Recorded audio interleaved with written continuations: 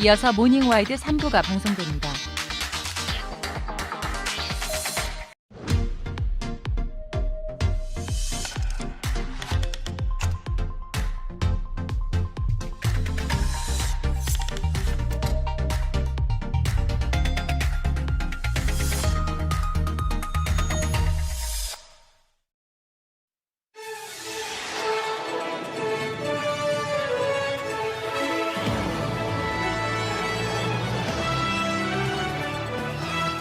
경찰이 다급히 문을 부수며 안으로 진입합니다. 긴급 신고를 받고 출동한 현장.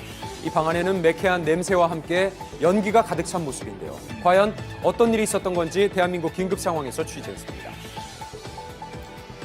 짜게 먹는 습관은 혈압을 높이는 등 건강에 좋지 않다고 알려져 있죠. 그런데 최근 나트륨 섭취량이 많은 한국인의 식습관이 실제 사망에는 별 영향을 미치지 않는다는 소문이 들리고 있습니다. 그 진상을 잠시 후 알아봅니다.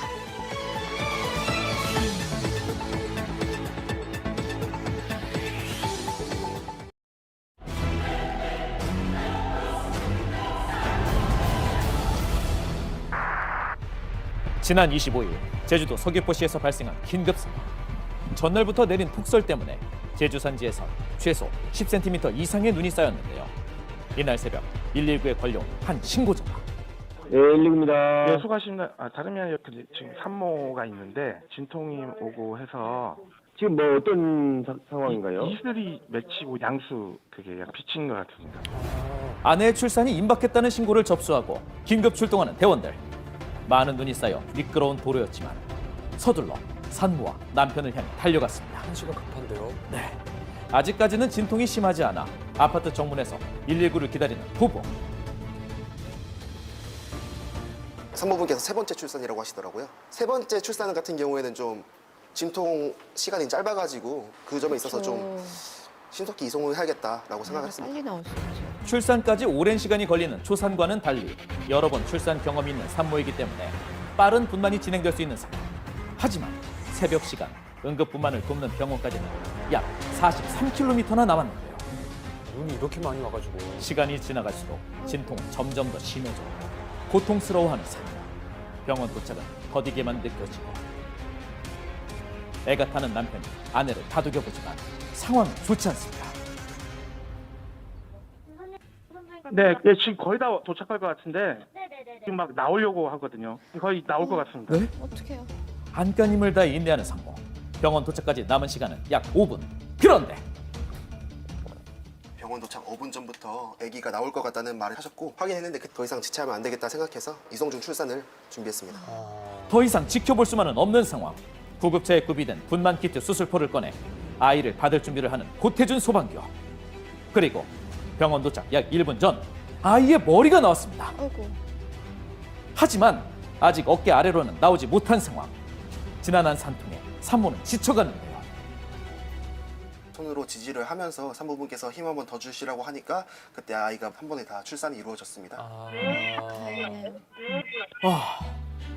진통이 시작된 지 1시간 끝에 세상과 마주하게 된 아이. 아주 우렁찬 울음소리를 들려줬는데요. 예, 아기 낳았거든요. 예, 지금 아기 나갔고요. 간호사분 오셨어요. 미리 연락해두었던 병원의 간호사가 서둘러 아이를 받아 들어가고 뒤를 이어 산모 또한 건강한 상태로 입원을 완료했습니다. 태어난 지 오늘로 9일째가 된 아이. 아직 이름을 정하지 못해 태명으로 부른다네요. 귀여워요. 조금만 기다렸다 나오지. 어디 계속 코 잘 거야? 무사히 출산을 도와준 고태준 대원. 영상통화로 산모와 후일담을 나눴는데요. 저 진짜 뉴스에서만 보던 일을 제가 겪을 거라고 상상도 못해서 조금 당황하긴 했거든요. 덕분에 무사히 출산해서 진짜 감사하고 다행이라고 생각해요. 정말 그 위급한 상황에서 잘 참아주시고 무사히 출산해 주셔서 제가 더 감사드린다는 말 전하고 싶습니다. 저희 버디도 더 나중에 멋진 소방관이 될 수 있도록 잘 열심히 키워보겠습니다. 감사합니다. 온 국민이 설 연휴를 즐기던 지난 23일. 지인이 자살을 기도한다는 그런 문자 신고를 받고 출동하게 되었습니다. 지인이 연탄을 태우면서 극단적인 선택을 암시하는 문자를 남겼다는데요. 신고 접수 후 약 2분 만에 현장에 도착한 경찰. 그러나 문제는 해당 장소를 정확히 특정하기 어려웠다고 합니다. 선생님 일단 지금 냄새가 헷갈리니까 담배 멀리 가서 피세요. 지금 코를 자극하는 냄새에 집중하던 바로 그때 냄새 나는 거 어때요? 장소는 찾았지만 문이 굳게 잠겨 있었습니다. 1초라도 지체할 수 없는 대원들은 철제문에 유리를 깨기 시작했는데요. 안으로 들어갈 수 있게 여유 공간을 만들어 봅니다. 일산화탄소 중독이 우려가 될 수 있는 상황이기 때문에 문을 파손시키고 강제 개방한 후에 진입하였습니다. 날카로운 파편 사이를 뒤집고 들어간 대원이 드디어 잠긴 문을 열자 신속하게 2층 거주지로 향합니다. 마스크를 착용해도 매캐한 냄새가 코를 찔렀다는데요. 숨가쁘게 달려간 현장 한 구석에 놓여진 술병들.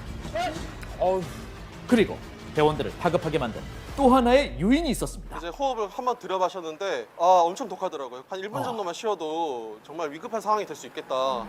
닫혀있는 방문을 열자 그 안을 가득 메운 연기가 보이고 그 아래엔 선생님 나오세요. 나오세요.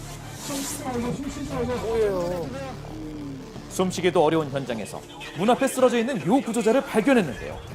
경찰관들의 부름에도 미동 없이 누워 있습니다. 팔다리 들어요. 팔 들어요. 팔. 대원 2명이 각각 팔다리를 잡은 채 들어올려 밖으로 이동하기 시작합니다. 제발 살아달라는 마음 하나뿐이었던 대원들. 바깥으로 이동시키던 중 때마침 구급대원들이 도착했습니다. 소방 도와주세요. 소방.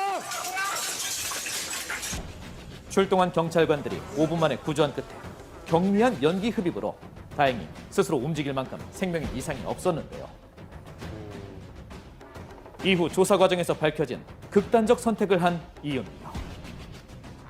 겉으로 봤을 때는 주거 공간처럼 보였는데 실제로는 그 사무실로 쓰는 공간이었어요. 그 방 안에는 뭐 독촉장이나 그런 것들이 좀 다수 있었고 아무래도 독촉장들로 미루어 보아 뭐 하는 사업의 실패가 아닌가 그렇게 추측을 하고 있습니다. 살려달라는 SOS에 위험을 무릅쓰고 달려간 사람들.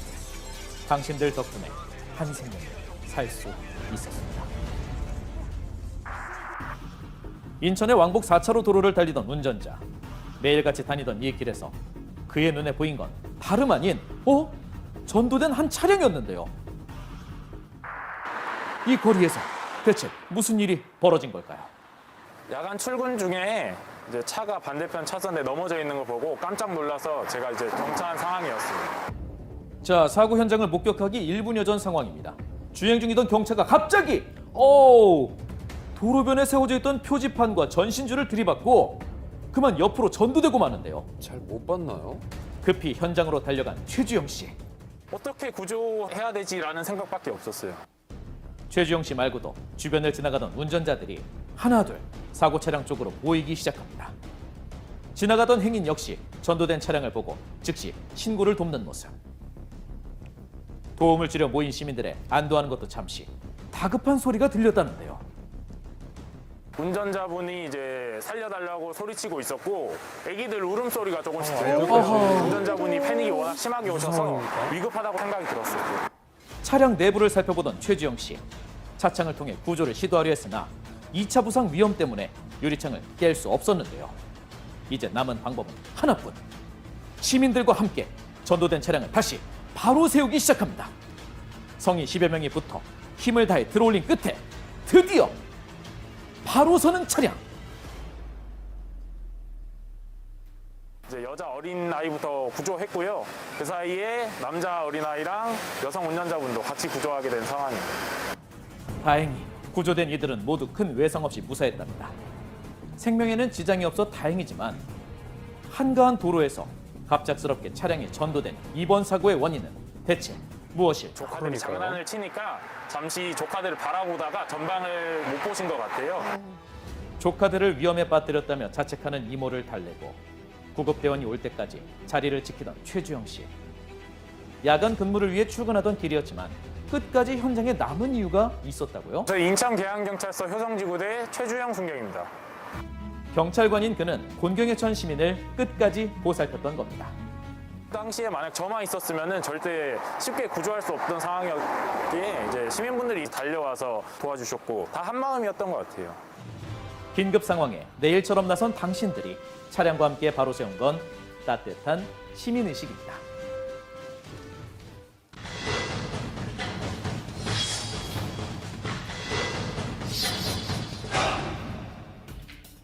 최근 지역 협동조합에서 직장 내 괴롭힘 사건들이 수면 위로 올라오고 있습니다. 광주에서는 복직한 근로자가 조합장에게 괴롭힘을 당했다는 주장이 나오기도 했는데요. 이런 행태가 근절되지 않는 이유는 무엇인지 날에서 취재했습니다. 광주의 한 협동조합 직원은 3개월 내내 이곳으로 출근했다고 합니다. 그래서 이쪽 전 부지를 전부 다 땀으로 자르고 했어요. 혼자 다 했어요. 약 2,500평에 달하는 폐허와 같은 이곳에서 그에게 내려진 업무는 잡초 제거와 나무 정리였다는데요. 기존에는 마트에서 근무를 하던 계약직 사원이었다지만 계약이 끝나고 갱신 거절 통보를 받으면서 문제가 시작됐다고 합니다. 계약이 연장이 안 될 것 같다 이렇게 통보를 했었어요. 이거는 잘못됐다 생각을 많이 했었어요. 왜냐하면 통상적으로 이제 계속 전환이 됐었거든요. 타당한 이유 없이 통보받은 계약 해지가 부당하다는 주장으로 구제 신청을 했고 그 주장이 인정이 되면서 다시 복직을 할 수 있게 된 겁니다. 하지만 다시 원직 복직을 했는데 폐창고가 하나 있습니다. 그쪽으로 가서 일을 하라는 거예요. 다 조합장이 시켰습니다. 자, 그렇게 폐창고로 출근한 그에게 주어진 것은 작은 톱과 목장갑이 전부였습니다. 화장실도 없는 이런 황폐한 곳에서 석 달 동안 홀로 근무해야 했다고요. 이 정도 자르다가 지금 만 자국이에요. 이걸 이제 밑동까지 제대로 똑바로 안 자르냐. 작은 톱으로는 절대 베기 힘든 콘크리트 사이 나무도 정리해야 했다고 하는데요. 게다가 밑동까지 완벽하게 베지 않았다며 폭언까지 이어졌다고 합니다.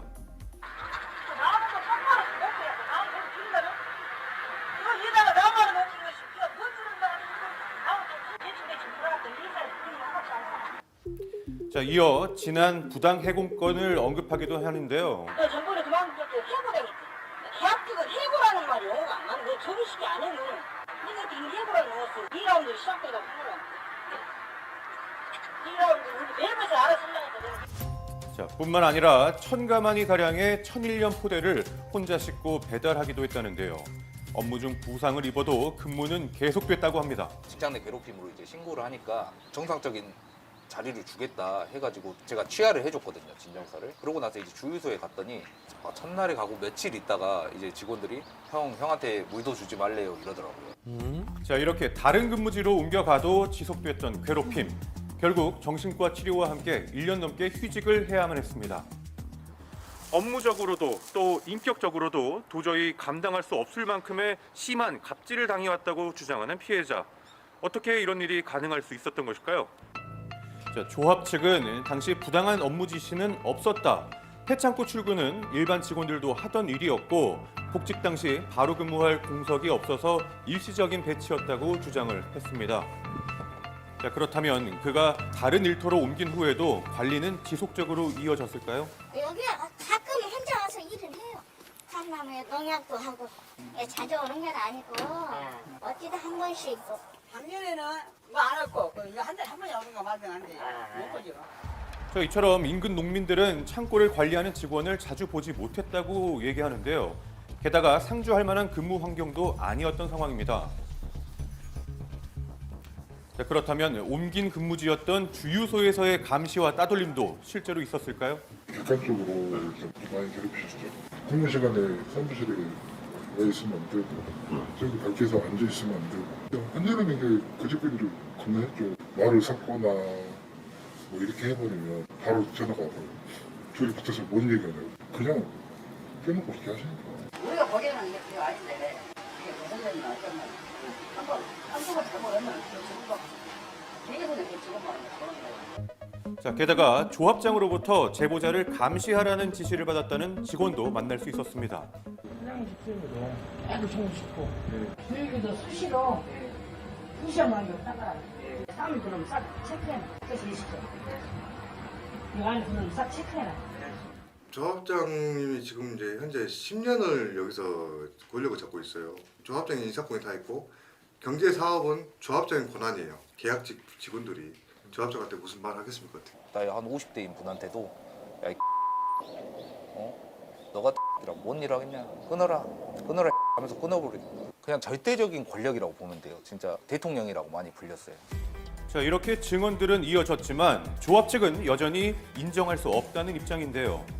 또 조합장 선거를 앞둔 현 시점에서 이슈화된 것에 대한 의혹도 덧붙였습니다.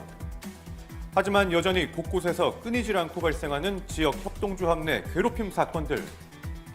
관리를 하는 이 중앙회가 있음에도 이런 사건들은 왜 근절되지 못하고 있는 걸까요? 중앙회가 그 지역 농협을 총괄하는 지위에 있는데 직접적인 어떤 권한을 행사할 수는 없고요. 개선을 요구하거나 개선을 권고하는 정도의 권한만 있습니다. 조합장들의 이제 권한에 비해서 이제 그 견제 장치가 불충분하다 보니까 사용자라든지 경영자는 직장 내 괴롭힘에 대해서 그렇게 경각심을 갖고 있지 않다는 것이죠. 제도가 있음에도 여전히 문제 제기조차 하지 못하는 사람들이 있습니다.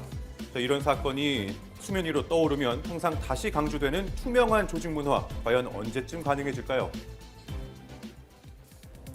최근 미국 펜실베니아주 필라델피아에는 일명 좀비 거리가 생겨났습니다. 약물을 과다 복용하거나 마약에 중독된 사람들이 이렇게 거리를 활보하면서 붙여진 이름인데요. 심지어 오랜 골칫거리였던 이 마약 문제가 청소년들에게도 크게 영향을 끼치면서 논란이 되고 있습니다. 현지 상황 바로 만나보시죠.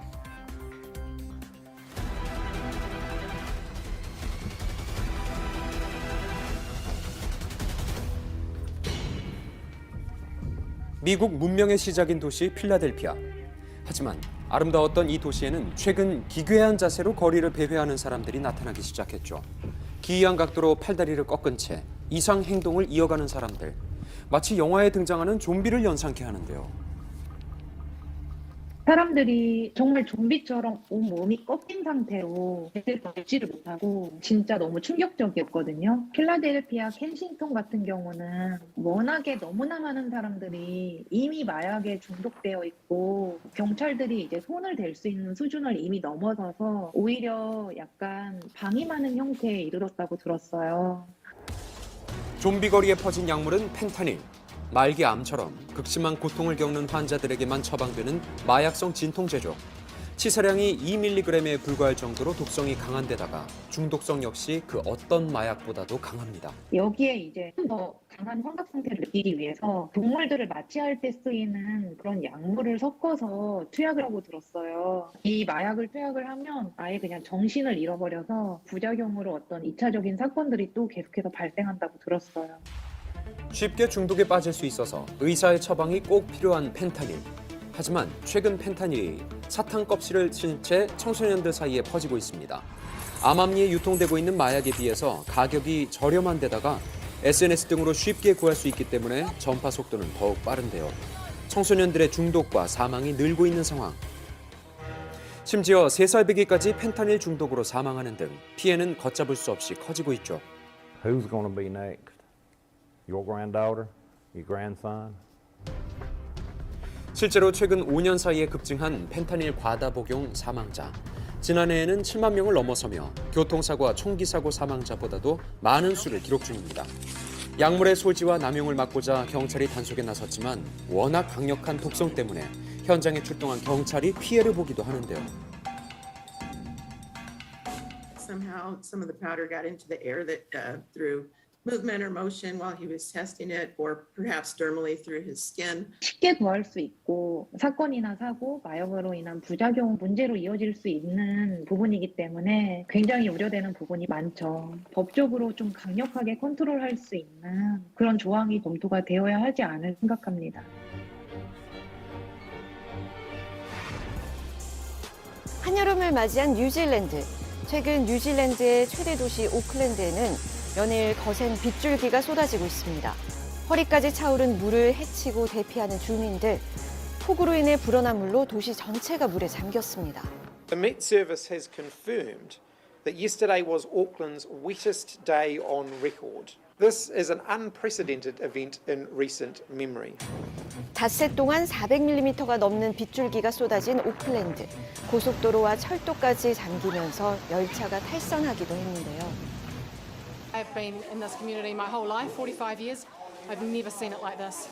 Water was up to my neck around the house. 원래 뉴질랜드가 지금 계절은 여름인데 여름에 비가 거의 안 온다고 보면 돼요. 그런데 저희 집도 침수가 됐거든요. 금방 수습은 됐는데 이제 같이 일하는 동료들 같은 경우는 아예 1층이 잠겨서 모든 게 그냥 다 잠겼다고 하더라고요. 여름 내내 내릴 비가 고작 며칠 사이 전부 쏟아진 상황. 마트 내부까지 물이 차는 등 피해가 커지며 적색 경보가 내려졌는데요. This is Auckland Airport. 공항 또한 폭우를 피하지 못했습니다. 뉴질랜드의 악천후로 두바이에서 출발한 비행기는 14시간의 비행 끝에 결국 회항해야 했는데요. 그 공항에서도 너무 어수선하다 보니까 탑승자들에 대해서 제대로 된 서비스가 안 됐다고 하더라고요. 그리고 침수가 더 심했는데 재난 문자 같은 건 없었어요. 평소에도 심각하다 할 수준의 비가 오지 않았기 때문에 정부에서 대처가 느린 게 아닐까 이런 생각도 들어요. 닷새간 쏟아진 비로 집안이 약해지며 산사태까지 이어졌습니다. 산사태에 휩쓸려 4명이 사망하고 70여 채 집이 파손됐는데요. I thought it was a tornado, just a huge crash. And looked out the window, I couldn't see anything. So I was just about going to go back to bed. 이번 여름 들어서 좀 다들 날씨가 이상하다라는 말을 많이 했어요. 비가 되게 많이 왔거든요. 겨울에는 원래 비가 많이 오는데 또 이런 식으로 오게 되면 어떡하냐 걱정을 하더라고요.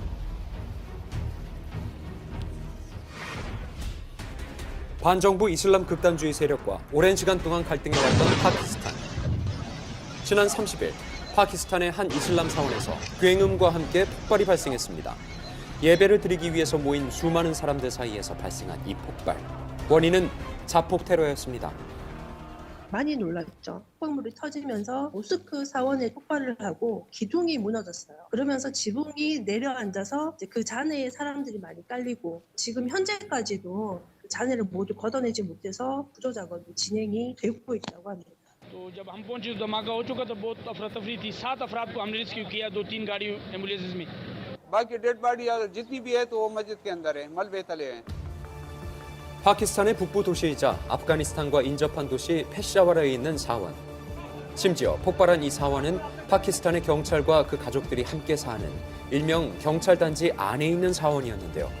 사고 당일도 예배를 드리기 위해 400여 명의 경찰이 쏠리면서 사상자의 대다수는 경찰인 걸로 확인됐습니다. 경찰 거주단지 내에는 낮 시간에 하는 예배 시간에 평균적으로 한 300명에서 400명 정도가 예배하러 오는 시간이라고 합니다. 그래서 이 단지 내에 그렇다는 사정을 알고서 일부러 이게 특정해서 그쪽에다가 테러를 한 것으로 지금 추정을 하고 있어요. 경찰을 노린 거예요, 정부 단체를. 현재까지 발견된 사망자만 100여 명. 사망자 가운데 97명이 경찰인 걸로 밝혀졌는데요. 부상자 역시 200명 넘게 발생한 데다가 그 수도 계속 늘고 있습니다. 폭발 직후 북부 지역에서 활동하는 반정부 이슬람 극단주의 세력인 파키스탄 탈레반은 이번 테러가 자신들의 소행이라고 밝혔는데요. 하지만 불과 10시간 만에 입장을 번복하며 이 폭발의 배후는 미궁 속으로 빠진 상황. 파키스탄 정부는 각 도시 모든 출입구의 검문 검색을 강화했습니다. 그런 차량들에 대한 검문 검색이 굉장히 많아요. 거의 다 신분증이라든지 이런 거를 검색하고 그리고 어떤 건물 안으로 들어갈 때는 항상 그 보안 검색에서 폭발물 감지하는 센서를 다 모두 감지를 하고 들어가거든요. 그럼에도 불구하고 이런 사고가 생기는 거예요. 지난해 11월 정부와 평화 협상에 실패한 뒤 테러를 자행해왔던 파키스탄 탈레반. 피해 규모가 커지면서 테러 혐의를 극구 부인하고 있지만 해당 단체에 대한 의혹은 끊이지 않고 있습니다. 파키스탄 탈레반이랑 협상이 작년에 결렬이 된 이후에 테러의 빈도수가 굉장히 많아졌어요. 언제 어디에서 일어날지 모르기 때문에 항상 좀 불안한 마음을 가지고 생활하고 있는 것 같아요. 갈등의 역사 속 끔찍한 참사가 발생한 파키스탄. 하루빨리 평화를 되찾을 수 있길 바랍니다. 최근 미국을 집어삼킨 분노의 근원이 된 테네시주. 지난달 7일 한 남성이 주행 중이던 운전대에서 끌어내려집니다. 난폭 운전 혐의로 운전 중 제재를 받은 운전자.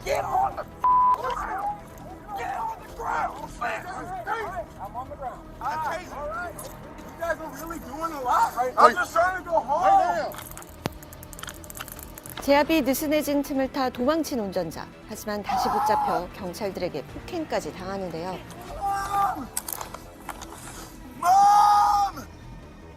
약 14분의 폭행 끝에 제압된 운전자. 그의 상태는 살피지 않은 채 경찰은 20분이나 지나 구급차를 부릅니다. 그 사람이 집에 가는 거고 아무 잘못도 하지 않았는데 왜 이러느냐 이렇게 몇 마디 말밖에 하지 않았는데 경찰들이 너무 과잉 진압을 하고 5명의 경찰이 이 사람을 폭행하고 또 불필요하게 테이저건이나 페퍼 스프레이도 사용해가지고 그렇게까지 할 필요가 있었느냐 그런 말들이 엄청 많거든요 지금. 병원으로 이송됐지만 심각한 부상으로 입원 3일 만에 사망한 운전자. 뒤늦게 영상이 공개되며 미국 사회에는 큰 파문이 일었습니다.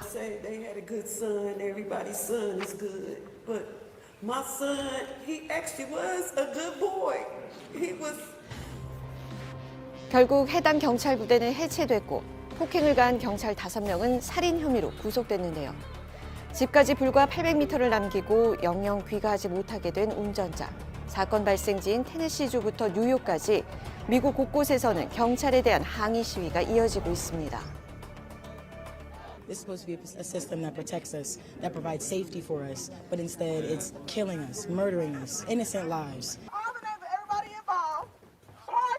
It doesn't matter whether the police officers are black, Hispanic, or white, that it is somehow allowed for you to trample on the constitutional rights of certain citizens. 경찰이 이렇게 공권력을 남용하고 불필요한 폭행을 하고 그런 사건이 이번뿐만이 아니고 예전에도 있었거든요. 결국에 사망까지 이르게 한 경찰들을 신임할 수 없다. 공포의 대상이다.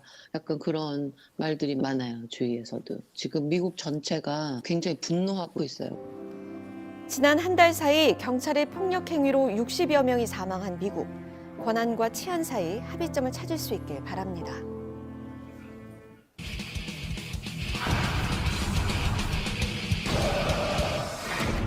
우리가 수십 년간 열심히 일을 해도 은퇴 후 소득이 줄어드는 시기는 누구에게나 찾아오죠. 노후에 편히 쉴 수 없을까 봐 불안한 우리들을 위해 소득이 있는 국민이라면 65세부터 매달 나라에서 주는 국민연금이 있죠. 그런데 국민연금이 지금처럼 운영되면 32년 뒤인 2055년에 기금이 모두 고갈된다는 계산이 나왔습니다. 우리나라의 저출산 고령화 현상이 해마다 가속화되면서 국민연금을 받아갈 사람은 많아지고 납입할 사람은 확 줄어들고 있는 상황. 그러니까 이대로라면 2055년엔 연금을 지급할 기금이 바닥난다는 겁니다. 일정 기간 동안은 기금이 무조건 쌓이게 돼 있어요. 그런데 어느 정도 시간이 지나면 사람들이 연금을 받게 되면 기금이 이제 다 주는데 다 나가고 남은 거는 이제 부가 방식으로 가는 거죠. 여기서 잠깐 설명하자면요. 보험료율이란 쉽게 말해 내가 버는 돈에서 떼어가는 국민연금의 비율을 말하고요. 소득 대체율이란 내가 일할 때 벌었던 근로소득을 은퇴 후 국민연금이 보전해주는 정도인데요. 이 비율이 높을수록 받는 연금이 많아지겠죠. 국민연금 시작할 때는 3%를 5년 동안 내게 하고 그다음에 6%를 5년 동안 내게 하고 계략적으로 한 60 내지 65%를 가져간다라고 설계를 했는데 이게 너무 차이가 나는 거예요. 국민연금이 처음 생긴 1988년엔 가입 장려를 위해 보험료율이 3%였지만 지금은 3배로 늘었고요. 초반엔 소득 대체율이 무려 70%가 되게끔 설계됐지만 지금은 40%대로 줄어든 거죠. 돈은 더 많이 내면서 연금은 더 적게 받고 있는 상황. 만약 1988년 가입한 사람과 올해 가입한 사람이 똑같은 소득에 똑같은 기간을 붙는다 가정하면 월 수령액의 차이가 상당한데요. 이러한 상황에 국민연금은 점점 더 세대 간의 갈등으로까지 번지고 있습니다. 그래서 현재 매달 적지 않은 돈을 내고 있는 당사자들에게 국민연금에 대해 어떻게 생각하고 있는지 직접 물어봤는데요. 나라에서 어쨌든 떼가는 거니까 어떻게 할 수 있는 부분이 없는 것 같아서 많이 답답해요. 알게 모르게 나가는 되게 큰 돈인데 이제 그걸 나중에 못 받는다 하면 좀 억울한 부분도 있죠. 이게 어떻게 뭐 쓰이는지도 사실 투명하지도 않고 되게 부정적인 의견이 많은 것 같습니다.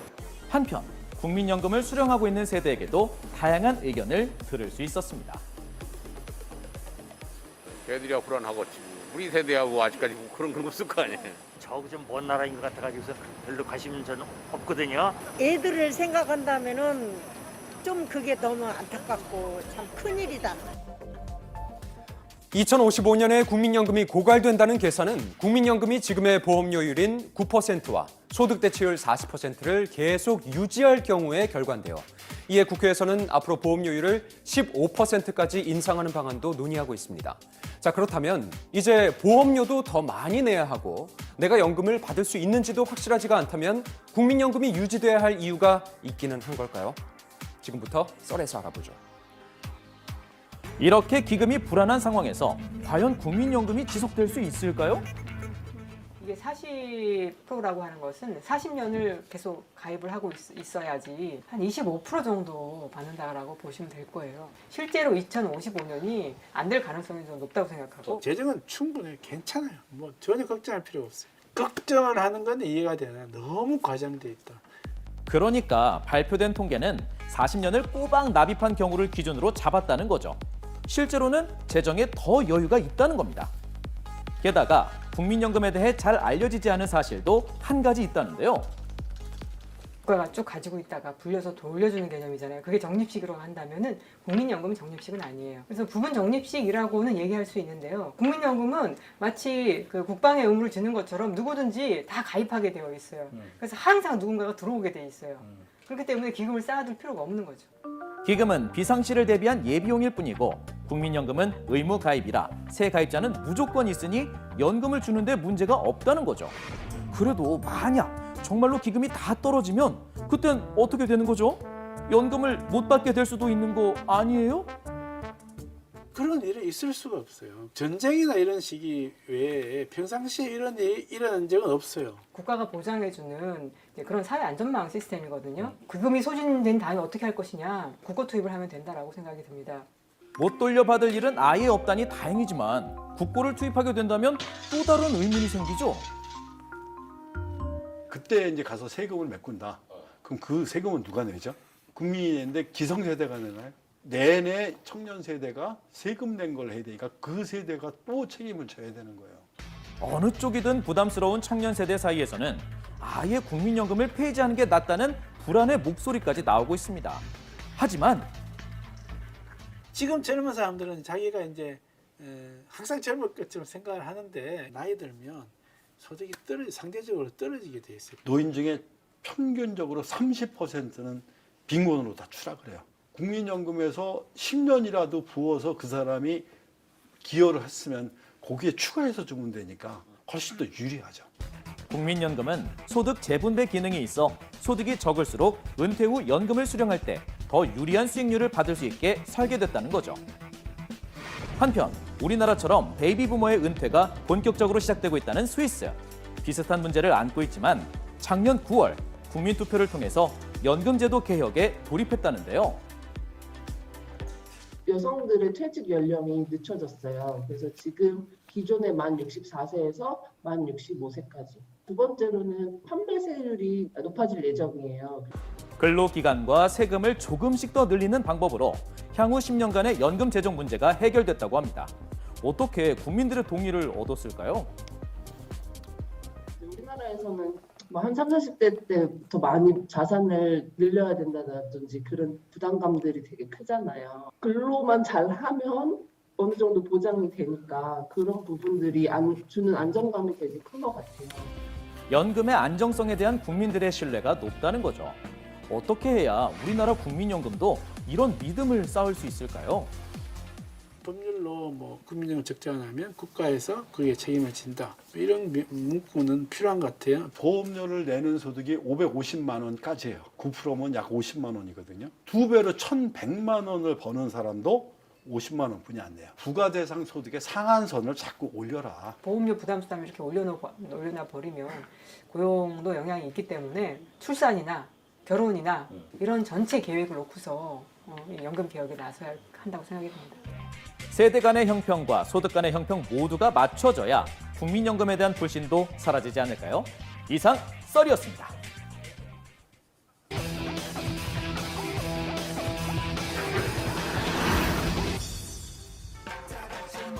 한 세기 동안 더 빠르게, 더 편하게, 더 맛있게 성장한 한식, K푸드로 불리며 세계인의 사랑을 받고 있죠. 하지만 한편으로는 꼬리표도 따라다닙니다.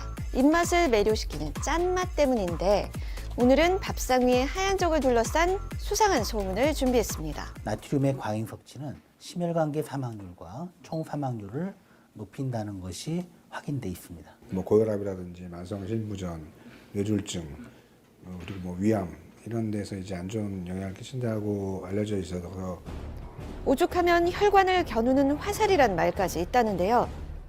덜 짜고 덜 달고 덜 기름진 음식이 건강에 좋은 건 사실 누구나 알죠. 그러나 논문에 따르면 결과가 조금 달라질 수도 있겠습니다. 심혈관계질환 합병증의 중요한 원인이었다고 했던 나트륨은 별 상관이 없고 나트륨의 과다 섭취가 사망률에 영향을 미치지 않았고 짜게 먹는 거하고 사망률하고 상관없다. 소금과의 전쟁을 그만둬도 괜찮을지 10만 명이 넘는 대상자를 10년 동안 추적했다는 논문부터 살펴봤습니다. 내용이 소문과 별반 다르지 않은데요. 대규모 많은 인원을 대상으로 추적했을 때 나트륨 섭취량이 뭐 어느 많아도 사망률과는 비슷했다. 짜게 먹어도 뭐 빨리 죽거나 이런 거 아니고 덜 짜게 먹어도 늦게 죽거나 그런 게 아니다.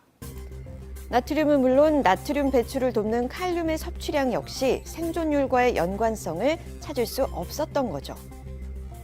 그렇다면 이제 짠 음식을 마음 편히 즐겨도 될까요? 한간을 짜게 먹어도 오래 산다는 얘기가 돌자 한편에서는 크게 반기기도 의심하기도 하는데 고지고대로 믿기에는 조금 무리가 있습니다. 건강과 장수를 생각한다면 반드시 줄여야 좋은 줄 알았던 소금. 그런데 이젠 얼마를 먹든 상관이 없답니다. 과연 우리 몸에 어떤 영향을 줄지 조금 더 깊이 알아봐야겠는데요. 한국에서도 나고 자란 폴란드에서도 한결같은 식습관을 갖고 있다는 이분. 간을 맞추는데 빠질 수 없는 것이 소금. 거기에 짭짤한 치즈와 햄이 더해지면 그야말로 꿀맛이라는데 간이 좀 셀 것 같은데 괜찮을까요? 사람들은 소금 많이 좋아해요. 소금 많이 먹어요, 음식이랑. 평소 염장식품도 즐겨 먹을 만큼 짠맛을 유독 좋아한다는데요. 소금? 저렇게는 많이요? 이 정도는 돼야 먹을 만하다고요. 한국 사람들은 소금 많이 넣어 안 해요. 한국 사람한테 폴란드 음식 요리하면 조금 못 먹었어요. 왜냐면 다 사람이 진짜 짜요. 짜요. 짠맛 하면 한국인도 빠지지 않지만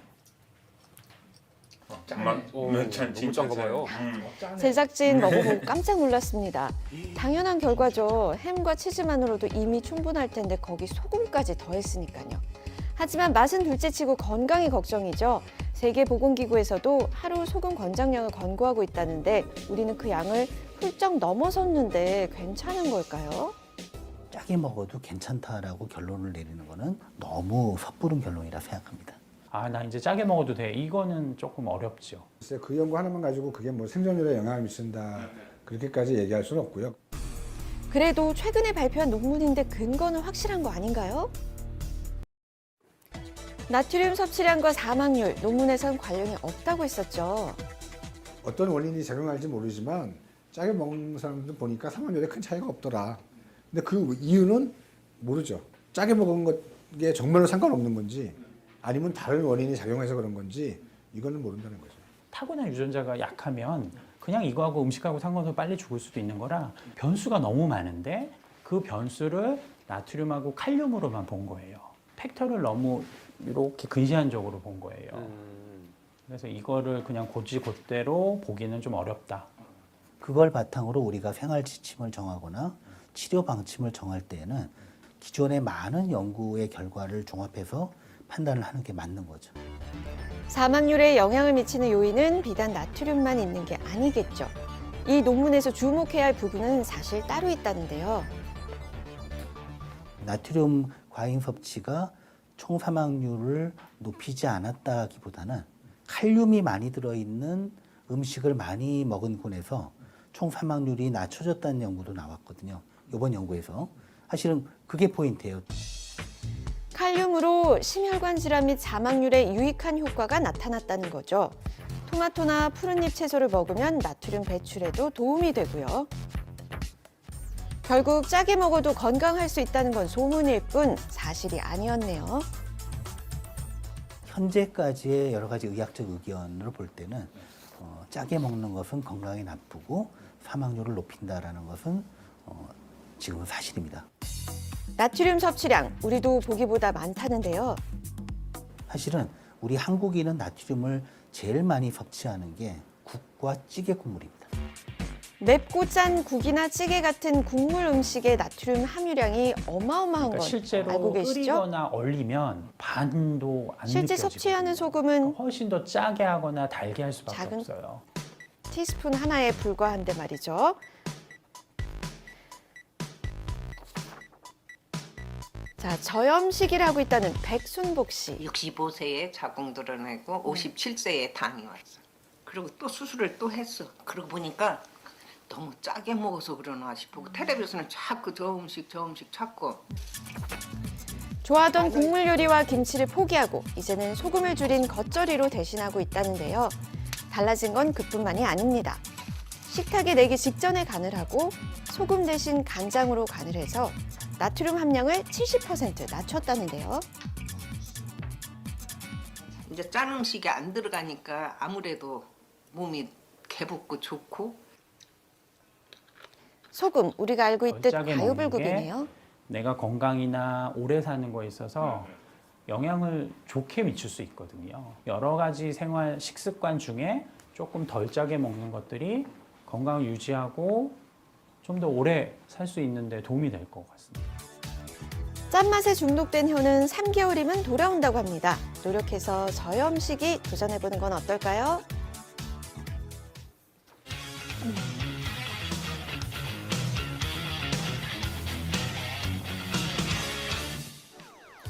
연예 뉴스 강경윤 기자와 함께합니다. 작년에 이어서 배우 심은하 씨의 복귀설이 또 나왔다고요? 네, 그렇습니다. 심은하 씨 측은 이번 복귀설에 대한 입장과 함께 복귀에 대한 새로운 계획도 함께 밝혔습니다. 자세한 소식은 화면으로 만나보시죠. 배우 심은하 씨가 은퇴 22년 만에 연예계에 복귀한다는 소식이 들려왔습니다. 어제 오전 한 콘텐츠 회사는 공식 보도자료를 통해 심은하 배우와 작품 출연 계약을 체결했고 계약금까지 지급했다는 입장을 전했습니다. 해당 콘텐츠 회사를 통해 복귀설은 지난해에도 한 차례 나왔습니다. 당시 심은하 씨 측이 사실 무근이라고 강하게 반박한 바 있어 이번에는 진짜 복귀가 가능할지 진실 여부에 관심이 쏠렸는데요. 심은하 씨의 남편인 지상욱 전 의원 측은 심은하 씨의 복귀설은 사실 무근이며 해당 회사와도 전혀 접촉한 적이 없다고 밝혔습니다. 이와 함께 근거 없는 소문을 낸 관련자들을 철저히 조사해 법적 조치를 취할 생각이라고 전했습니다. 결국 이번 복귀설 역시 심은하 씨 측의 부인으로 사실이 아니었던 것으로 확인됐는데요. 당대 최고의 인기를 누렸던 배우의 갑작스러운 은퇴였기 때문에 심은하 씨의 컴백 여부는 늘 대중의 큰 관심사였습니다. 결혼 후 두 아이를 키우고 남편의 선거 유세에 참여하는 등 20여 년간 연예계와는 거리가 먼 생활을 해왔는데요. 다만 그동안 복귀 자체에 대해서는 부인했던 건 달리 매니지먼트 업무를 봐준 담당자와 함께 복귀 가능성을 열어놓고 작품을 받아보고 있는 것으로 알려졌습니다. 현재 심은하 씨의 매니지먼트 업무를 맡고 있는 담당자는 배우 한석규, 남경주 씨 등이 소속돼 있는 엔터테인먼트 회사의 대표입니다. 지난 몇 년간 심은하 씨의 복귀를 위해 대본을 함께 검토해왔고 작품이 결정됐을 때 복귀를 발표할 예정이었는데 이런 잡음이 생겨 유감스럽다는 뜻을 밝혔습니다. 심은하 씨 역시 한 매체와의 인터뷰를 통해 아직 구체적인 시기는 정해지지 않았지만 좋은 작품을 만나면 출연할 계획이라고 밝혔습니다. 그간 복귀에 대해 사실 무관으로 일관했던 심은하 씨. 복귀를 열어놓은 만큼 어떤 작품으로 연예계에 돌아올지 대중의 관심이 쏠리고 있습니다. 올해로 데뷔 20주년을 맞은 에픽하이가 첫 글로벌 앨범을 발표해 만나봤습니다. 안녕하세요, 에픽하이입니다. 반갑습니다. 이번 저희 앨범은 되게 이렇게 귀엽고 프레시하고 이렇게 좀 달콤한 그런 앨범을 가장한 굉장히 박력 있는 그런 임팩트 있는 앨범인데요. 스트로베리라는 딸기라는 제목을 갖고 있고 딸기가 딱 지금 제철이라 제철인 음악을 하자 뭐 이런 느낌으로 네, 에픽하이는 피처링 맛집이라고 소문이 날 만큼 유나, 지코, 헤이즈 등 많은 후배 가수들과 함께 작업해왔는데요. 이번 앨범에도 역시 쟁쟁한 가수들이 함께했습니다. 타이틀곡이 또 이 화사 씨와 마마무의 화사 씨와 저희가 처음으로 함께 콜라보를 하는 건데 화사 곡이라고 얘기하고 싶을 정도로 본인 곡으로 그냥 만들어 버렸어요. 여러분들 일단 들어보시면 딱 사로잡히실 거예요. 캐치. 에픽하이와 화사가 함께한 타이틀곡 캐치 들어보실까요?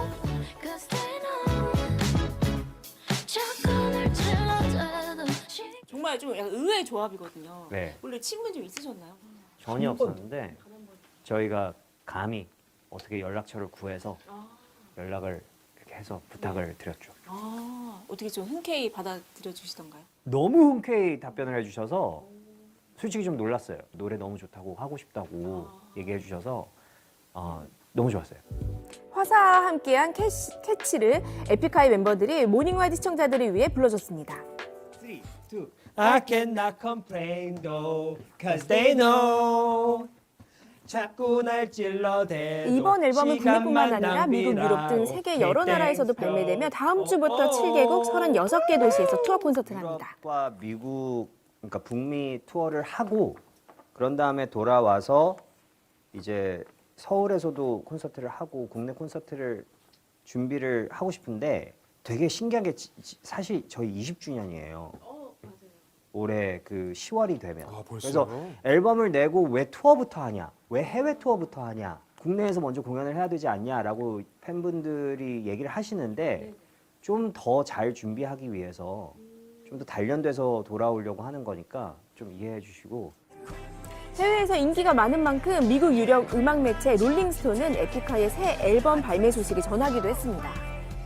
해외 팬들이 너무 많다고 해서 듣긴 했는데 어느 정도 너무 궁금하네요. 자랑을 한다기보다 그러니까 지금 안 믿는 거잖아요. 저희 에픽하이가 해외에서 사랑을 받고 있다는 게 이렇게 못 믿는 게 아니라 안 믿으시는 거잖아요. 왜요? 이게 SBS에서도 나오는구나. 네, 믿어주시길 바랍니다. 저희도 이해는 못 하겠어요. 왜 해외에서 반응이 좋은지는 정확히 모르겠는데 그래도 너무 다행이라고 생각을 하고 있고 특히 이제 미국에서 저희가 공연할 때 관객분들의 한 99%가 사실 한국 분들이 아니세요. 정말 그냥 미국에 계신 분들이라 이제 국내 콘서트에서는 뭐 투카드 오빠 뭐 최고 뭐 이런 것들을 하는데 아무래도 이제 미국은 좀 더 뭐라고 해야 될까 이렇게 좀 오픈돼 있잖아요. 그러니까 그리고 좀 센 표현들도 되게 편하게 하고 그러니까 저희를 좋아한다는 표현을 너무 지나치게 세게 하셔서 깜짝 놀랐어요. 진짜 가사 다 까먹고. 네, 글로벌 인기 그룹으로 성장해 나가는 에픽하이 이번 월드 투어도 성황리에 잘 마치시길 응원하겠습니다. 저희 에픽하이가 존재하는 이유는 사실 여러분 즐겁게 해드리고 웃게 만들고 그게 저희에게도 행복이기 때문에 앞으로도 쭉 열심히 여러분 많이 웃게 하겠습니다. 오늘 하루도 아주 프레시하게 잘 보내시기 바랍니다. 에픽하이 많이 사랑해주세요. 모닝와이드 화이팅! 날씨가 좀 풀리나 싶었는데 다시 추위가 시작됐습니다. 밤사이에 북쪽에서 찬 공기가 내려오면서 기온이 큰 폭으로 떨어졌는데요. 오늘 서울의 아침 최저 기온은 영하 6도, 낮 기온은 영상 2도로 꽤 춥겠습니다. 바람도 강하게 불어서 체감 온도는 더 낮은데요. 하루 만에 10도 가까이 떨어진 급격한 기온 변화입니다. 오늘 건강 관리 각별히 유의하시기 바랍니다. 저희는 내일 아침 다시 인사드리겠습니다. 고맙습니다. 고맙습니다.